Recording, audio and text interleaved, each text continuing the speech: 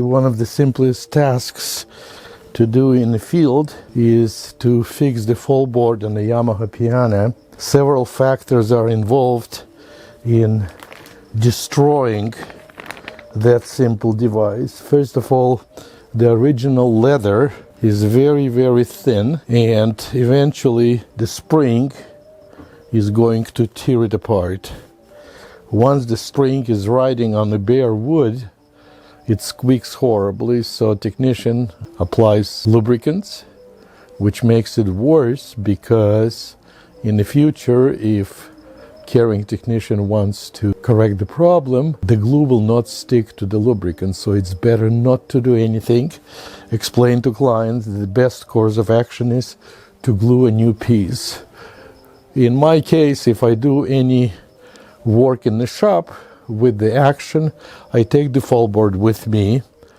I place it in the garbage can, cover it with the mover's blanket so it stands up, and it's very convenient to work instead of the fallboard laying on the table. And in that little drawer, I have everything what I need to do this repair.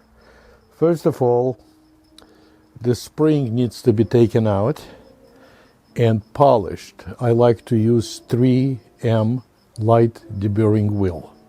Once it's done, the smooth portion of the spring will be riding on a freshly installed leather buckskin, and it will last a long, long time.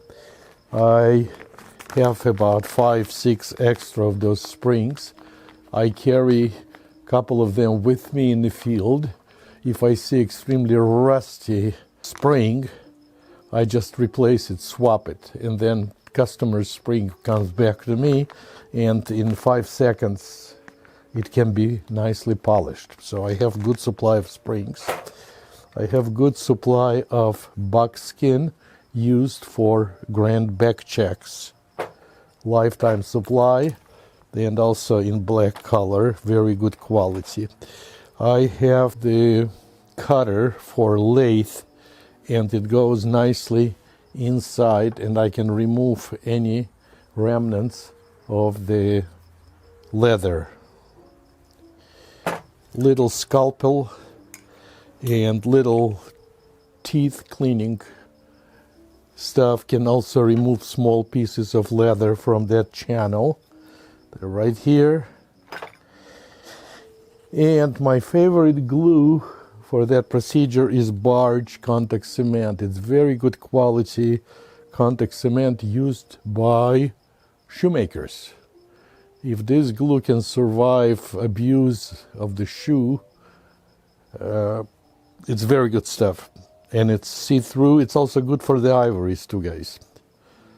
So I have that. Once both surfaces have glue, I can insert it here, and I like to secure it with 2 little tacks. So I have little ice picker.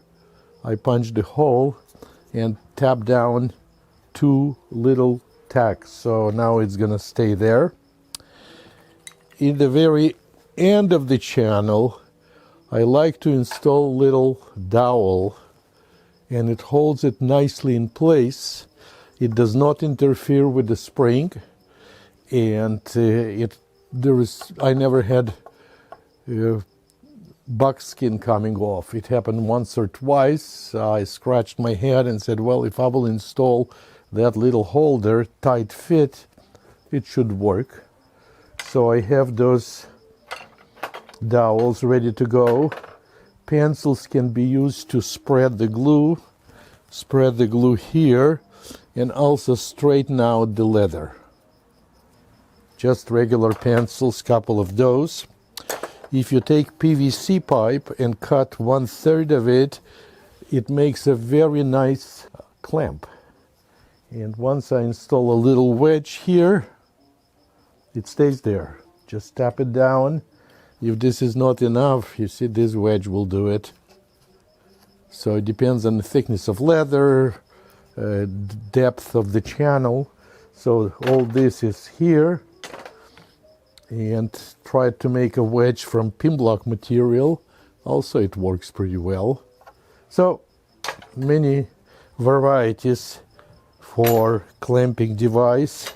A good supply of blades, sharp blades, so once I open it, it stays here until it becomes dull, and that's about it. In no time it will be dry. I will cut this dowel. It's done. It's a cheap repair. If talking about prices, well, I charge about 1/3 of my tuning fee to do that. In the shop situation, if you are prepared, 10-15 minutes repair, easy money, but the main thing is PR. Customers are happy, it doesn't squeak. And another thing is because the buckskin I install is much thicker than original one, all of a sudden the fallboard becomes a slow fall. Just goes back nicely, and clients had complimented me. With the polished spring and good quality buckskin, it's going to last a long time. It will outlive me probably. So thank you very much. Have fun. Make some money. I wanted to present a class on that repair, and I called Yamaha and asked if they had any freight damage or extra fallboard, because I needed just a piece, just that portion to demonstrate that report. And guess what? In a couple of days, nicely packaged, brand new fallboard arrives without any charge, because it was freight damage done to the case, and that board was destined to a dumpster. So I got it. I didn't have guts to use my table saw to cut a piece. Just couldn't destroy a brand new one. And it was laying, just waiting for the right moment. I get a call from David Anderson, and in one of the hotels near the LAX, the fallboard mysteriously disappeared, and they needed a replacement. So David asked me, I said, yeah, I have one. And in a couple of days I happened to go in that area, so I brought the fallboard, dropped it in the piano. It was perfect fit. The cost of a new fallboard then, good 10 years ago, was about $800 plus tax and shipping. So I got some money for that one, and I'm still looking for a bad one to cut it and give a live demonstration, but I think this is enough. Anybody who can work with glue and common sense, you can do this repair. So good luck, guys.